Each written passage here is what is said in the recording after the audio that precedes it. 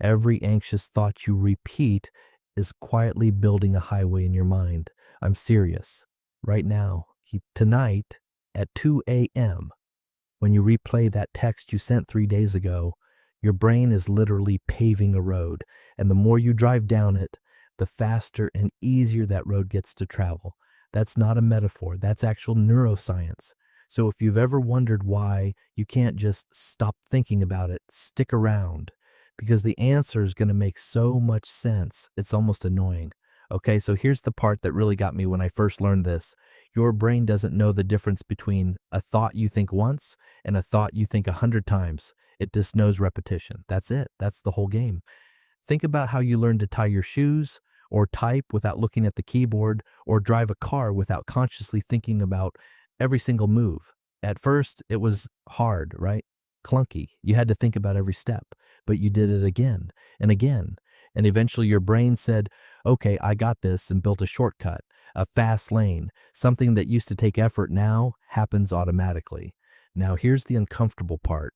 Your brain does the exact same thing with worry, with overthinking, with that spiral where you replay a conversation looking for what you did wrong. Every single time you go down that road, mentally, you're not just thinking, you're practicing, you're training. And I know that sounds kind of intense, but honestly, it explains so much about why overthinking feels so automatic now. Like you don't even choose it anymore.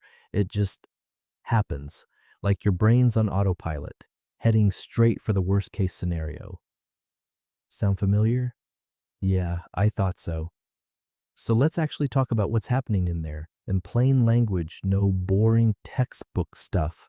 Your brain has around 86 billion neurons, and neurons talk to each other by firing signals across tiny gaps called synapses.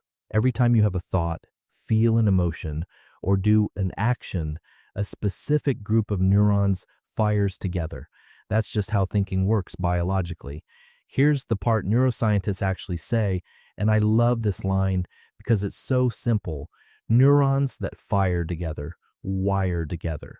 Meaning, when the same group of neurons keeps activating over and over for the same thought pattern, the connection between them gets physically stronger. The pathway gets thicker, faster, more efficient. This is called neuroplasticity, your brain's ability to reorganize itself based on what you do repeatedly. Now, here's where it gets interesting. Neuroplasticity isn't good or bad. It's neutral. It's just a tool. It's the same mechanism that lets you learn a new language, get better at a sport, or build a healthy habit. But it doesn't care whether the pattern is helping you or hurting you. If you practice guitar every day, you get better at guitar. If you practice worry every day, congratulations, you get better at worry. Your brain becomes incredibly, terrifyingly efficient at anxious thinking, simply because you've done it so many times. It's not weakness. It's not a character flaw. It's literally just biology doing what biology does. I think that's actually kind of freeing to hear, not gonna lie. Now here's the truth nobody really talks about. Overthinking isn't random. It has a shape. Psychologists call the specific version of it rumination. And rumination is basically your brain running the same worried loop over and over, hoping that if it just thinks about the problem enough, it'll find a solution or feel safer. Except it doesn't. It almost never does. Because rumination isn't actually problem solving. It just feels like problem solving. That's the trap.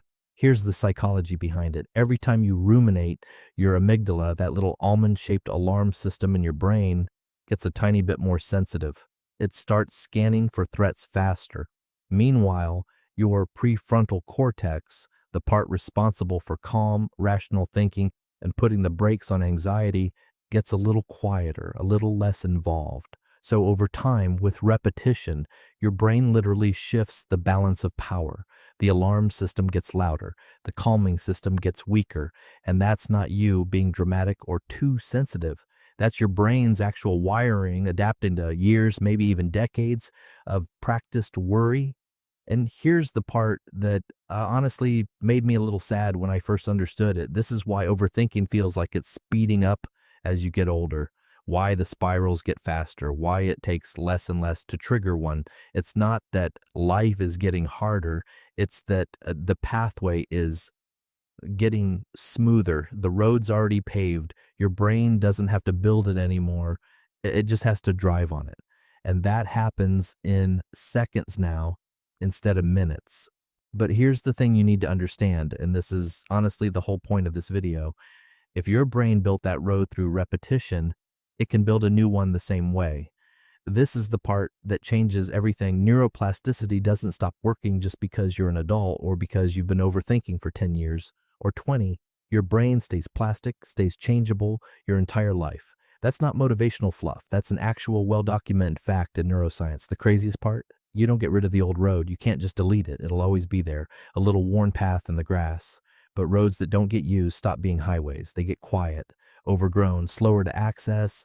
Meanwhile, if you deliberately, repeatedly choose a different response, a calmer one, a more grounded one, that new path starts getting paved instead. Same mechanism, same biology, just pointed in a different direction. So what does interrupting the pattern actually look like in real life?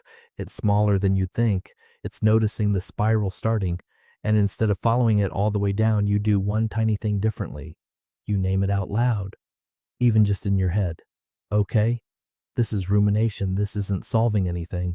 You physically change your environment, stand up, walk somewhere else, splash water on your face, anything that breaks the automatic loop.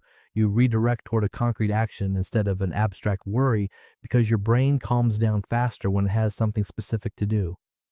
None of this makes the anxious thought disappear instantly, but it doesn't need to. It just needs to happen enough times, consistently, for your brain to start building that new, calmer pathway. Repetition built the problem. Repetition builds the fix too. So here's what this means for you. You are not broken. You are not just an anxious person who's stuck this way forever. What you have is a brain that got really, really good at practicing worry because that's what it was given to practice.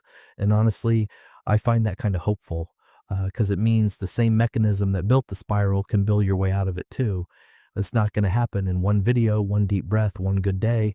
It happens in small, repeated moments, choosing the new path even when the old one is easier, even when it's right there, worn smooth and familiar. That's the whole secret. There isn't some hidden trick beyond that, just repetition pointed somewhere better. If this made you see your own thoughts a little differently, that's exactly why I made it. Drop a comment and tell me, what's one thought loop you're ready to stop practicing? I actually read these. And if you want more videos that break down the psychology behind why we do what we do, hit subscribe because honestly, this is just the beginning.